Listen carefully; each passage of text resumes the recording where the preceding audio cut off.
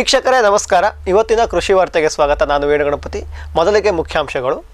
ಮೈಸೂರಿನಲ್ಲಿ ಅದ್ಧೂರಿಯಾಗಿ ನಡೆದ ರೈತ ಸಮ್ಮೇಳನ. ಪ್ರಸಿದ್ಧವಾಗುತ್ತಿದೆ ಸಾರ್ವಜನಿಕ ತಯಾರಿಸುವ ಸೂಕ್ಷ್ಮಜೀವಿಗಳು. ಇದು ಅಮೆರಿಕದ ಪಿವೋಟ್ ಬಯೋ ಕಂಪನಿಯ ಕಥೆ. ತೆಂಗಿನಕಾಯಿಗೆ ದಾಖಲೆ ದರ, ಬೆಲೆ ಕೇಳಿ ಹೌಹಾರುತ್ತಿರುವ ಗ್ರಾಹಕ. ಸೌರಶಕ್ತಿ ಮುಂದಿನ ದಿನಗಳಲ್ಲಿ ಕೃಷಿಯಲ್ಲಿ ಹೊಸ ಭವಿಷ್ಯ ರೂಪಿಸಲಿದೆ ಶ್ರೀ ಅಜಯ್ ಮಾಥೂರ್. ದ್ರಾಕ್ಷಿಗೆ ಬಂದಿದೆ ಉತ್ತಮ ದರ, ಸಂತಸದಲ್ಲಿ ಚಿಕ್ಕಬಳ್ಳಾಪುರದ ರೈತರು. ಕುಸಿದ ಅಂತರ್ಜಲ, ಭಾರೀ ಬೇಡಿಕೆಯಲ್ಲಿರುವ ಸ್ವಯಂಚಾಲಿತ ನೀರಾವರಿ ತಂತ್ರಜ್ಞಾನ. ಇದೀಗ ವಾರ್ತೆಗಳ ವಿವರ. ಮೈಸೂರಿನಲ್ಲಿ ಅದ್ಧೂರಿಯಾಗಿ ನಡೆದ ರೈತ ಸಮ್ಮೇಳನ. ನಿನ್ನೆ ಅಂದರೆ ಫೆಬ್ರವರಿ 13ರಂದು ಕರ್ನಾಟಕ ರಾಜ್ಯ ರೈತ ಸಂಘದ ಸಂಸ್ಥಾಪಕರಾದ ದಿವಂಗತ ಶ್ರೀ MD ನಂಜುಂಡಸ್ವಾಮಿ ಅವರ 89ನೇ ಜನ್ಮದಿನವಾಗಿತ್ತು. ಈ ಸಂದರ್ಭವನ್ನು ಅರ್ಥಪೂರ್ಣವಾಗಿ ಆಚರಿಸಲು ಮೈಸೂರಿನಲ್ಲಿ ರೈತ ಸಮ್ಮೇಳನವನ್ನು ಆಯೋಜಿಸಲಾಗಿತ್ತು. ಕರ್ನಾಟಕ ರಾಜ್ಯ ರೈತ ಸಂಘದ ಅಧ್ಯಕ್ಷರಾದ ಶ್ರೀ ಬಡಗಲ್ಪುರ ನಾಗೇಂದ್ರ, ಶ್ರೀ ಚಾಮರಸ್ ಮಲಿ ಪಟೇಲ್ ಮುಂತಾದವರು ಭಾಗಿಯಾಗಿದ್ದರು. ಕೇಂದ್ರ ಸರ್ಕಾರದ ಬಜೆಟಿನ ಬಗ್ಗೆ ಬಹಳಷ್ಟು ಮಾತುಕತೆಯಾಯಿತು. ಕೇಂದ್ರ ಮತ್ತೊಮ್ಮೆ ರೈತರನ್ನು ಕಡೆಗಣಿಸಿದೆ. ಬಜೆಟಿನಲ್ಲಿ ಬೇರೆಲ್ಲ ವಲಯಗಳಿಗೆ ಹೆಚ್ಚಿನ ಕೊಡುಗೆ ನೀಡಿದ್ದಾರೆ. ಆದರೆ ಕೃಷಿಗೆ ಮೊದಲಿದ್ದ ಸವಲತ್ತುಗಳನ್ನು ಸಹ ತೆಗೆದುಹಾಕಲಾಗಿದೆ. ರಾಜ್ಯದ ರೈತರು ಬಜೆಟಿಗೂ ಮೊದಲು ಕೇಂದ್ರ ಕೃಷಿ ಮತ್ತು ರೈತ ಕಲ್ಯಾಣ ಸಚಿವರ ಬಳಿ ತಮ್ಮ ಬೇಡಿಕೆಗಳನ್ನು ಇಟ್ಟಿದ್ದರು. ಅವುಗಳನ್ನು ಕನಿಷ್ಠ ಪರಿಗಣಿಸಿಯೂ ಇಲ್ಲ ಎಂದು ರೈತರು ಕಿಡಿಕಾರಿದರು. ಇನ್ನು ತಾನು ಅಧಿಕಾರಕ್ಕೆ ಬಂದರೆ ರಾಜ್ಯದ ರೈತರ ಹಿತಾಸಕ್ತಿಯನ್ನು ಕಾಪಾಡುತ್ತೇನೆ ಎಂದು ಕಾಂಗ್ರೆಸ್ ಸರ್ಕಾರ ಮಾತು ಕೊಟ್ಟಿತ್ತು. ಆದರೆ ಅದನ್ನು ಮರೆತಿದೆ. ಕೃಷಿ ಜಮೀನುಗಳ ನೀತಿಯಲ್ಲಿ ಮಾಡಿದ ತಿದ್ದುಪಡಿ, 3 ರೈತ ವಿರೋಧಿ ಕೃಷಿ ನೀತಿಗಳನ್ನು ಹಿಂಪಡೆಯುವಂತಹ ಯಾವುದೇ ಕೆಲಸವನ್ನು ರಾಜ್ಯ ಸರ್ಕಾರ ಮಾಡುತ್ತಿಲ್ಲ. ಇದರ ಬಗ್ಗೆ ಎರಡೂ ಸರ್ಕಾರಗಳಿಗೆ ನಾವು ಒಗ್ಗಟ್ಟಾಗಿ ನಿಂತು ಪ್ರಶ್ನೆ ಕೇಳಬೇಕು. ಮಾತಿಗೆ ಬಗ್ಗಲಿಲ್ಲವಾದರೆ ಹೋರಾಟದ ಹಾದಿ ತುಳಿಯಬೇಕು ಎಂದು ಸಮ್ಮೇಳನದಲ್ಲಿ ನಿರ್ಧರಿಸಲಾಯಿತು. ICARನ ಕೃಷಿ ವಿಸ್ತರಣಾ ವಿಭಾಗದ ಉಪಮಹಾನಿರ್ದೇಶಕರಾಗಿ ಡಾಕ್ಟರ್ ರಾಜ್ಬೀರ್ ಸಿಂಗ್ ನೇಮಕ. ಭಾರತೀಯ ಕೃಷಿ ಸಂಶೋಧನಾ ಸಂಸ್ಥೆಯ ಕೃಷಿ ವಿಸ್ತರಣಾ ವಿಭಾಗದ ಉಪಮಹಾನಿರ್ದೇಶಕರಾಗಿ ಡಾಕ್ಟರ್ ರಾಜ್ಬೀರ್ ಸಿಂಗ್ ಅವರನ್ನು ನೇಮಕ ಮಾಡಲಾಗಿದೆ. ಈ ಮೊದಲು ಇವರು ICARನ ನೈಸರ್ಗಿಕ ಸಂಪನ್ಮೂಲ ನಿರ್ವಹಣೆ ವಿಭಾಗದಲ್ಲಿ ಸಹಾಯಕ ನಿರ್ದೇಶಕರಾಗಿ ಕಾರ್ಯನಿರ್ವಹಿಸುತ್ತಿದ್ದರು. ಕೃಷಿ ವಿಸ್ತರಣಾ ವಿಭಾಗದಲ್ಲಿ ಹಲವಾರು ವರ್ಷಗಳ ಅನುಭವ ಇರುವ ಇವರು ತಮ್ಮ ಕಾರ್ಯಾವಧಿಯಲ್ಲಿ ರೈತರು ಮತ್ತು ವಿಜ್ಞಾನಿಗಳ ನಡುವೆ ಇರುವ ಸಂಬಂಧವನ್ನು ಇನ್ನಷ್ಟು ಗಟ್ಟಿಗೊಳಿಸುವುದಾಗಿ ತಿಳಿಸಿದ್ದಾರೆ. ಪಂಜಾಬ್ ರಾಜ್ಯದಲ್ಲಿ ಕೃಷಿ ವಿಜ್ಞಾನ ಕೇಂದ್ರದ ಕಾರ್ಯಕ್ಷಮತೆ ಹೆಚ್ಚಿಸಲು ಇವರ ಕೊಡುಗೆ ಅಪಾರವಿದೆ. ಕೃಷಿ ಕ್ಷೇತ್ರದಲ್ಲಿ ಇವರು ಮಾಡಿರುವ ಹಲವಾರು ಕಾರ್ಯಗಳಿಗೆ ಅನೇಕ ಪ್ರಶಸ್ತಿ, ಸನ್ಮಾನಗಳು ಸಹ ಸಂದಿವೆ. ಕೃಷಿ ಕ್ಷೇತ್ರದಲ್ಲಿ ಹಲವಾರು ಹೊಸ ಸಂಶೋಧನೆಗಳು ನಡೆಯುತ್ತಿವೆ. ಆ ಸಂಶೋಧನಾ ಕೇಂದ್ರಗಳ ಮೂಲವಾಗಿ ICAR ಕಾರ್ಯನಿರ್ವಹಿಸುತ್ತದೆ. ಇಂತಹ ಸಂಸ್ಥೆಯಲ್ಲಿ ರೈತರಿಗೆ ಈ ಸಂಶೋಧನೆಗಳನ್ನು ಪರಿಚಯಿಸುವ ವಿಭಾಗದಲ್ಲಿ ಉನ್ನತ ಪದವಿ ದೊರೆತಿರುವುದು ಖುಷಿಯ ವಿಷಯ. ರೈತರ ಮತ್ತು ವಿಜ್ಞಾನಿಗಳ ನಡುವೆ ಇರುವ ಅಂತರವನ್ನು ಕಡಿಮೆ ಮಾಡಲು ನಾನು ಪ್ರಯತ್ನಿಸುತ್ತೇನೆ ಎಂದು ಡಾಕ್ಟರ್ ರಾಜ್ಬೀರ್ ಸಿಂಗ್ ಅಭಿಪ್ರಾಯಪಟ್ಟರು. ಪ್ರಸಿದ್ಧವಾಗುತ್ತಿದೆ ಸಾರ್ವಜನಿಕ ತಯಾರಿಸುವ ಸೂಕ್ಷ್ಮಜೀವಿಗಳು. ಇದು ಅಮೆರಿಕದ ಪಿವೋಟ್ ಬಯೋ ಕಂಪನಿಯ ಕಥೆ. ವಾತಾವರಣದಲ್ಲಿರುವ ಸಾರ್ವಜನಿಕದಿಂದ ಅಮೋನಿಯಾವನ್ನು ತಯಾರಿಸುವ ಪ್ರಕ್ರಿಯೆಯನ್ನು ಹಾರ್ಬರ್ ಬೋಸ್ಟ್ ಎಂಬ ವಿಜ್ಞಾನಿಗಳು ಕಂಡುಹಿಡಿದರು.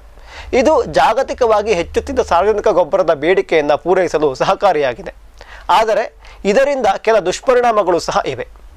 ಇದು ಬಹಳ ವಿದ್ಯುತ್ ಶಕ್ತಿಯನ್ನು ಬೇಡುವ ಪ್ರಕ್ರಿಯೆ. ಜೊತೆಗೆ ಹಸಿರುಮನೆ ಅನಿಲವಾದ ನೈಟ್ರಸ್ ಆಕ್ಸೈಡ್ ಅನ್ನು ಸಹ ಇದು ಬಿಡುಗಡೆ ಮಾಡುತ್ತದೆ. ಇದೆಲ್ಲದರ ಜೊತೆಗೆ ಮಣ್ಣಿಗೆ ನೀಡಿದ ಸಾರ್ವಜನಿಕದ ಕಾಳು ಗೊಬ್ಬರ ಗಿಡಕ್ಕೆ ಸಿಗದೆ ಆವಿಯಾಗಿ ಅಥವಾ ಕರಗಿ ಮಣ್ಣೊಳಗೆ ಸೇರಿಕೊಳ್ಳುವ ಸಮಸ್ಯೆ ಹೆಚ್ಚಿದೆ. ಇದೆಲ್ಲದರ ಪರಿಹಾರವಾಗಿ ಜೈವಿಕ ಸಾರ್ವಜನಿಕ ಗೊಬ್ಬರವು ಪ್ರಸಿದ್ಧವಾಗತೊಡಗಿದವು. ಆದರೆ ಜೈವಿಕ ಗೊಬ್ಬರದ ಹೆಸರಿನಲ್ಲಿ ಆದ ಕೆಲ ಮೋಸ ಮತ್ತು ಅವುಗಳ ಕಾರ್ಯಕ್ಷಮತೆ ರಾಸಾಯನಿಕ ಗೊಬ್ಬರಗಳಷ್ಟಿಲ್ಲದಿರುವುದರಿಂದ ಅವು ರೈತರ ನಡುವೆ ಅಷ್ಟೇನು ಜನಪ್ರಿಯವಾಗಿಲ್ಲ. ಆದರೆ ಇದೀಗ ಅಮೆರಿಕ ಮೂಲದ ಪಿವೋಟ್ ಬಯೋ ಕಂಪನಿಯವರು ನೀಡುವ ಸಾರ್ವಜನಿಕ ಸ್ಥಿರೀಕರಣ ಮಾಡುವ ಸೂಕ್ಷ್ಮಾಣುಜೀವಿಗಳ ಕಲ್ಚರ್ ರೈತರ ನಡುವೆ ಹೆಚ್ಚು ಪ್ರಚಲಿತಕ್ಕೆ ಬರುತ್ತಿದೆ. 2008ರಿಂದ ಈ ವಿಭಾಗದಲ್ಲಿ ಕೆಲಸ ಮಾಡುತ್ತಿರುವ ಪಿವೋಟ್ ಬಯೋ ಗಿಡಗಳಿಗೆ ಬೇಕಾಗುವ ಸಮಯದಲ್ಲಿ ಮಾತ್ರ ಸಾರ್ವಜನಿಕ ಉತ್ಪಾದಿಸುವ ಸೂಕ್ಷ್ಮಾಣುಜೀವಿಗಳನ್ನು ಗುರುತಿಸಿ ಸಂವರ್ಧಿಸಿ ರೈತರಿಗೆ ನೀಡುತ್ತಿದೆ. ಈ ಸೂಕ್ಷ್ಮಾಣುಜೀವಿಗಳು ಗಿಡದ ಬೇರಿನ ಮೇಲೆ ಸಂಸಾರ ಹೂಡುತ್ತವೆ. ಬೇರಿನಲ್ಲಿರುವ ಸಕ್ಕರೆಯನ್ನು ಆಹಾರವಾಗಿ ಬಳಸಿಕೊಂಡು ತ್ಯಾಜ್ಯದ ರೂಪದಲ್ಲಿ ಸಾರಜನಕವನ್ನು ಬೇರಿಗೆ ನೀಡುತ್ತವೆ. ಈ ರೀತಿ ಸೂಕ್ಷ್ಮಾಣುಜೀವಿಗಳು ಉತ್ಪಾದಿಸುವ ಸಾರಜನಕ ಪೋಲಾಗದೆ ಸಂಪೂರ್ಣವಾಗಿ ಗಿಡಕ್ಕೆ ಸಿಗುತ್ತದೆ. ಈ ಮೈಕ್ರೋ ಆರ್ಗಾನಿಸಮ್ ಕಲ್ಚರ್ ಬಳಸಿದ ರೈತರು ರಸಗೊಬ್ಬರ ಕೊಡುವ ಪ್ರಮಾಣವನ್ನು 50% ಕಡಿಮೆ ಮಾಡಿದ್ದಾರೆ. ಅಮೆರಿಕದಲ್ಲಿ ಈಗಾಗಲೇ ಈ ಸೂಕ್ಷ್ಮಾಣುಜೀವಿಗಳ ಮಿಶ್ರಣವನ್ನು ಗೋಧಿ, ಜೋಳ, ಬಾರ್ಲಿ, ಓಟ್ಸ್ ಮುಂತಾದ ಬೆಳೆಗಳನ್ನು ಬೆಳೆಯಲು ಉಪಯೋಗಿಸುತ್ತಿದ್ದಾರೆ. ಈಗಾಗಲೇ ಇವು ರೈತರ ನಡುವೆ ಜನಪ್ರಿಯವಾಗುತ್ತಿದ್ದು, ಈ ವರ್ಷ ಅಂತಾರಾಷ್ಟ್ರೀಯ ಮಾರುಕಟ್ಟೆಗೂ ಸಹ ತಮ್ಮ ಉತ್ಪನ್ನವನ್ನು ಕೊಂಡೊಯ್ಯುತ್ತೇವೆ ಎಂದು ಕಂಪನಿ ತಿಳಿಸಿದೆ. ತೆಂಗಿನಕಾಯಿಗೆ ದಾಖಲೆ ದರ, ಬೆಲೆ ಕೇಳಿ ಹೌಹಾರುತ್ತಿರುವ ಗ್ರಾಹಕ. ಬೇಸಿಗೆ ಆರಂಭಕ್ಕೂ ಮುನ್ನವೇ ತೆಂಗಿನಕಾಯಿಯ ಬೆಲೆ ದಾಖಲೆ ಬರೆದಿದೆ. ಹೋಲ್ಸೇಲ್ನಲ್ಲೇ ಪ್ರತಿ ಕಿಲೋಗೆ 70 ರೂಪಾಯಿಗಳಾಗಿವೆ. ಇನ್ನು ರಿಟೇಲ್ನಲ್ಲಿ 1 ಕಿಲೋಗ್ರಾಂ ತೆಂಗಿನಕಾಯಿ 80 ರೂಪಾಯಿಗೆ ಮಾರಾಟ ಮಾಡಲಾಗುತ್ತಿದೆ. ಇದರಿಂದ ತೆಂಗಿನಕಾಯಿ ದರ ಕೇಳುತ್ತಿದ್ದಂತೆಯೇ ಗ್ರಾಹಕರು ಹೌಹಾರುವಂತಾಗಿದೆ. ಕಳೆದ ವರ್ಷವೂ ಸಹ ಬಿಸಿಲು ಹೆಚ್ಚಾಗಿದ್ದರಿಂದ ಹೆಚ್ಚಿನ ತೆಂಗಿನ ಮರಗಳನ್ನು ಎಳ್ನೀರು ಕೊಯ್ಲಿಗೆ ಬಳಸಲಾಗಿತ್ತು. ಇದರಿಂದ ತೆಂಗಿನಕಾಯಿಯ ಉತ್ಪಾದನೆ ಕಡಿಮೆಯಾಗಿ ಪ್ರತಿ ಕಿಲೋಗ್ರಾಂಗೆ 45ರಿಂದ 50 ರೂಪಾಯಿ ನಿಗದಿಯಾಗಿತ್ತು. ಆದರೆ ಈ ವರ್ಷ ದರ ಇನ್ನೂ ಹೆಚ್ಚಾಗಿದ್ದು ಇತ್ತೀಚಿನ ವರ್ಷಗಳಲ್ಲಿ ಇದು ಅತ್ಯಧಿಕ ಬೆಲೆಯಾಗಿದೆ. ಏಪ್ರಿಲ್ ಮೇವರೆಗೆ ಕಿಲೋಗ್ರಾಂಗೆ 100 ರೂಪಾಯಿ ತಲುಪುವ ಸಾಧ್ಯತೆ ಇದೆ ಎಂದು ಹೇಳಲಾಗುತ್ತಿದೆ. ರಾಜ್ಯದ ಪ್ರಮುಖ ಮಾರುಕಟ್ಟೆಗಳಿಂದ ದಿಲ್ಲಿ, ಗೋವಾ, ಮುಂಬೈ ಸೇರಿದಂತೆ ಹೊರ ರಾಜ್ಯಗಳಿಗೆ ನಿತ್ಯ ಲೋಡ್ಗಟ್ಟಲೆ ಎಳನೀರು ಪೂರೈಕೆಯಾಗುತ್ತದೆ. ಇದರಿಂದ ಸಹಜವಾಗಿಯೇ ರಾಜ್ಯದಾದ್ಯಂತ ತೆಂಗಿನಕಾಯಿಯ ಇಳುವರಿ ಕುಂಠಿತವಾಗಿದೆ.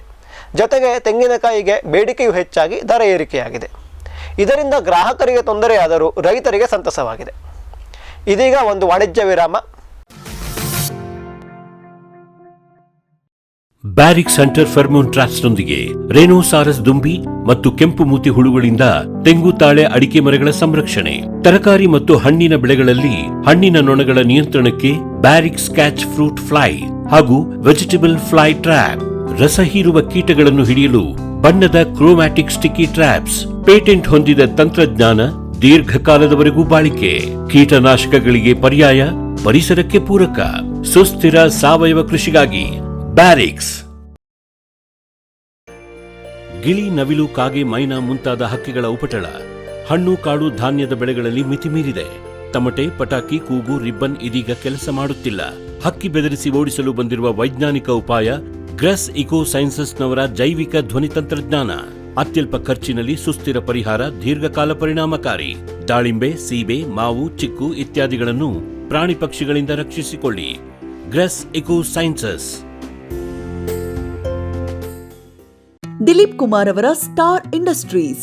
ಒಣ ಚಾಲಿ ಅಡಿಕೆ ಸುಲಿಯುವುದು ಈಗ ಹಿಂದೆಂದಿಗಿಂತ ಸುಲಭ, ಅಗ್ಗ. ಸ್ವಚ್ಛ ಸುಲಿತ ಅಡಿಕೆಗೆ ಹಾನಿ ಕಡಿಮೆ. 14 ವರ್ಷಗಳಿಂದ ಮಲೆನಾಡಲ್ಲಿ ಜನಪ್ರಿಯ. ಗಂಟೆಗೆ 40ರಿಂದ 350 ಕಿಲೋಗ್ರಾಂ ಸುಲಿಯುವ ಮಾದರಿಗಳು ತೋಟಗಾರಿಕೆ ಇಲಾಖೆಯಿಂದ subsidy. Star mini rice mill ಗಂಟೆಗೆ 5ರಿಂದ 10 ಕ್ವಿಂಟಾಲ್ ಮಿಲ್ಲಿಂಗ್ ಕೃಷಿ ಇಲಾಖೆಯಿಂದ ಸಬ್ಸಿಡಿ. ಸ್ಟಾರ್ ರೊಟ್ಟಿ ಮಾಡುವ ಯಂತ್ರ, ಸಿಂಗಲ್ ಫೇಸ್ ಮನೆ ವಿದ್ಯುತ್ ಗಂಟೆಗೆ 120ರಿಂದ 500 ರೊಟ್ಟಿ ಸಿದ್ಧ. Star associated industries, Belagavi. ಮಂಗ, ಹಂದಿ, ಕಾಡೆಮ್ಮೆ, ಜಿಂಕೆ, ಆನೆ ಮುಂತಾದ ವನ್ಯಪ್ರಾಣಿಗಳ ಕಾಟದಿಂದ ಬೇಸತ್ತಿದ್ದೀರಾ? ಚಿಂತಿಸಬೇಡಿ. ಗ್ರಾಸ್ ಇಕೋ ಸೈನ್ಸಸ್ನವರ ಜೈವಿಕ ಧ್ವನಿ ತಂತ್ರಜ್ಞಾನ ನಿಮ್ಮ ನೆರವಿಗಿದೆ. ಕಾಫಿ, ಕೋಕೋ, ತೆಂಗು, ಅಡಿಕೆ, ದಾಳಿಂಬೆ, ಬಾಳೆ, ಹೂ, ಹಣ್ಣು, ತರಕಾರಿ, ಭತ್ತ, ಕಬ್ಬು ಬೆಳೆ ಸಂರಕ್ಷಿಸಿ. ಅಂತಾರಾಷ್ಟ್ರೀಯ ತಂತ್ರಜ್ಞಾನ, ಕೈಗೆಟುಕುವ ಬೆಲೆ. ಏರ್ಪೋರ್ಟ್ ಅಳವಡಿಸಿದ ತಂತ್ರಜ್ಞಾನ ಈಗ ನಿಮ್ಮ ತೋಟ ರಕ್ಷಣೆಗೆ Grass Eco Sciences. Dilip Kumar ರವರ ಸ್ಟಾರ್ ಇಂಡಸ್ಟ್ರೀಸ್ನ ತೆಂಗಿನಕಾಯಿ ಸುಲಿಯುವ ಯಂತ್ರ ಯಾವುದೇ ಗಾತ್ರದ ಹಸಿ ಅಥವಾ ಒಣಗಿದ ಕಾಯಿ ಸುಲಿಯಬಲ್ಲದು. ಸ್ವಚ್ಛ ಸುಲಿತ, ಕಾಯಿಗೆ ಹಾನಿ ಗರಿಷ್ಠ 2% ಮಾತ್ರ. ಜುಟ್ಟು ಉಳಿಸುತ್ತದೆ. 2 ಅಥವಾ 3 HP ಸಿಂಗಲ್ ಫೇಸ್ ವಿದ್ಯುತ್. ಗಂಟೆಗೆ 200ರಿಂದ 600 ಕಾಯಿ ಸುಲಿತ. ತೋಟಗಾರಿಕೆ ಇಲಾಖೆಯಿಂದ ಸಬ್ಸಿಡಿ. ಸ್ಟಾರ್ ಎಣ್ಣೆ ತೆಗೆಯುವ ಯಂತ್ರ, ಎಕ್ಸ್ಪೆಲ್ಲರ್ ಮತ್ತು ಕೋಲ್ಡ್ ಪ್ರೆಸ್ ರೋಟರಿ ಕಟ್ಟಿಗೆ ಗಾಣ ಮಾದರಿಗಳು. ಸ್ಟಾರ್ ಒಣಮೆಣಸು, ಸಾಂಬಾರ್ ಪುಡಿ ಮಾಡುವ ಯಂತ್ರ ವಿವಿಧ ಗಾತ್ರ ಮತ್ತು ಶ್ರೇಣಿಗಳಲ್ಲಿ. Star associated industries, Belagavi.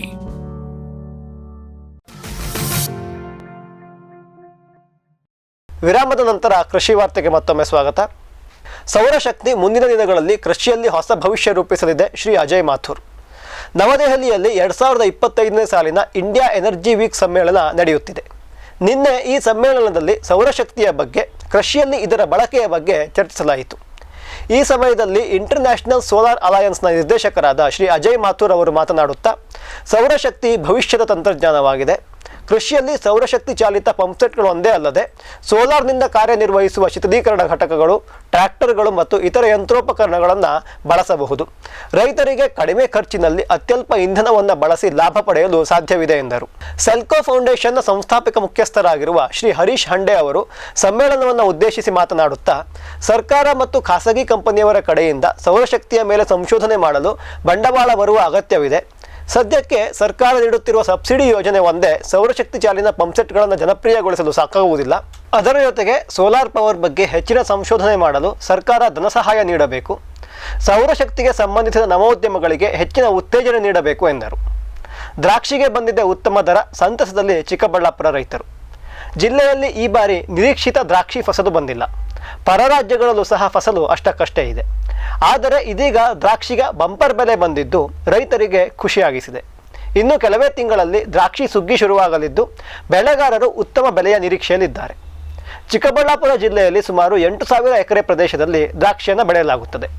ಹೆಚ್ಚಾಗಿ ಫೆಬ್ರವರಿ, ಮಾರ್ಚ್ ಮತ್ತು ಏಪ್ರಿಲ್ನಲ್ಲಿ ಅತಿ ಹೆಚ್ಚು ದ್ರಾಕ್ಷಿ ಕಟಾವಿಗೆ ಬರಲಿದೆ. ನೆರೆಯ ರಾಜ್ಯಗಳಿಗೆ ಬಹುಪಾಲು ದ್ರಾಕ್ಷಿ ಚಿಕ್ಕಬಳ್ಳಾಪುರ ಮತ್ತು ಬೆಂಗಳೂರು ಗ್ರಾಮಾಂತರ ಜಿಲ್ಲೆಗಳಿಂದ ಮಾರಾಟವಾಗುತ್ತದೆ. ಕಳೆದ 2-3 ವರ್ಷಗಳಿಂದ ಬೆಲೆ ಸಿಗದೆ ರೈತರು ಕಂಗಾಲಾಗಿದ್ದರು. ಸಾಕಷ್ಟು ಮಂದಿ ದ್ರಾಕ್ಷಿ ಕಿತ್ತು ದಾಳಿಂಬೆ ಮರೆ ಹೋಗಿದ್ದಾರೆ. ಆದರೆ ಈ ಬಾರಿ ಒಳ್ಳೆಯ ಬೆಲೆ ಸಿಗುವ ನಿರೀಕ್ಷೆಯಲ್ಲಿ ರೈತರಿದ್ದಾರೆ. ಮಹಾರಾಷ್ಟ್ರದಲ್ಲೂ ಸಹ ದ್ರಾಕ್ಷಿ ಫಸಲು ಹೆಚ್ಚಾಗಿ ಬಂದಿಲ್ಲ. ಹಾಗಾಗಿ ಅಲ್ಲೂ ಸಹ ಶರತ್ ಸೀಡ್ಲೆಸ್ ಸೇರಿದಂತೆ ನಾನಾ ತಳಿಯ ದ್ರಾಕ್ಷಿಯ ಬೆಲೆ ಗಗನಕ್ಕೇರಿದೆ. ಮಹಾರಾಷ್ಟ್ರದ ಬೆಳೆಯ ಮೇಲೆ ಇಲ್ಲಿ ದ್ರಾಕ್ಷಿಯ ಬೆಲೆ ನಿರ್ಧಾರವಾಗುತ್ತದೆ. ಆದ್ದರಿಂದ ಈ ಬಾರಿ ಏರಿರುವ ಬೆಲೆ ಇಳಿಯುವುದಿಲ್ಲ ಎನ್ನುವ ವಿಶ್ವಾಸ ರೈತರದ್ದು. ಕುಸಿದ ಅಂತರ್ಜಲ, ಭಾರೀ ಬೇಡಿಕೆಯಲ್ಲಿರುವ ಸ್ವಯಂಚಾಲಿತ ನೀರಾವರಿ ತಂತ್ರಜ್ಞಾನ, ಜಗತ್ತಿನಾದ್ಯಂತ ಅಂತರ್ಜಲ ಮಟ್ಟ ಕಳವಳಕಾರಿಯಾದ ವೇಗದಲ್ಲಿ ಕುಸಿಯುತ್ತಿದೆ. ಈ ಸಮಯದಲ್ಲಿ ಬಹಳಷ್ಟು ರೈತರು ನೀರನ್ನು ಉಳಿಸುವ, ನಿಖರವಾಗಿ ಬಳಸುವ ಬಗ್ಗೆ ಯೋಚಿಸುತ್ತಿದ್ದಾರೆ. ಒಂದು ಹನಿ ನೀರು ಪೋಲಾಗದಂತೆ ತಡೆಯಲು ಇವರಿಗೆ ಇರುವ ಅತ್ಯುತ್ತಮ ಮಾರ್ಗ ಎಂದರೆ ಸ್ವಯಂಚಾಲಿತ ನೀರಾವರಿ ತಂತ್ರಜ್ಞಾನ. ಕಳೆದ 2 ವರ್ಷಗಳಿಂದ ಈ ತಂತ್ರಜ್ಞಾನಕ್ಕೆ ಎಲ್ಲಿಲ್ಲದ ಬೇಡಿಕೆ ಬಂದಿದೆ. ಅಮೆರಿಕದ SNS ಅವರ ವರದಿಯ ಪ್ರಕಾರ ಆಟೋಮೇಟೆಡ್ ಇರಿಗೇಷನ್ ತಂತ್ರಜ್ಞಾನದ ಮಾರುಕಟ್ಟೆ ಮೌಲ್ಯ 2025ಕ್ಕೆ ಸುಮಾರು $4.93 ಬಿಲಿಯನ್ ಅಮೆರಿಕನ್ ಡಾಲರ್ನಷ್ಟಿದೆ.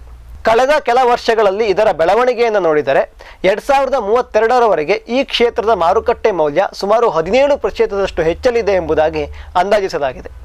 2032ರವರೆಗೆ ಸ್ವಯಂಚಾಲಿತ ನೀರಾವರಿ ಕ್ಷೇತ್ರದ ಮಾರುಕಟ್ಟೆ ಮೌಲ್ಯ $20 ಬಿಲಿಯನ್ ಅನ್ನು ದಾಟಲಿದೆ ಎಂದು SNS ವರದಿ ಮಾಡಿದೆ. ಇವಿಷ್ಟು ಇವತ್ತಿನ ಕೃಷಿ ವಾರ್ತೆ. ಕೃಷಿಯ ನಿರಂತರ ಕಾರ್ಯಕ್ರಮಗಳನ್ನು ವೀಕ್ಷಿಸಿ ಫಾರ್ಮ್ ಟಿವಿಯಲ್ಲಿ. ನಮಸ್ಕಾರ.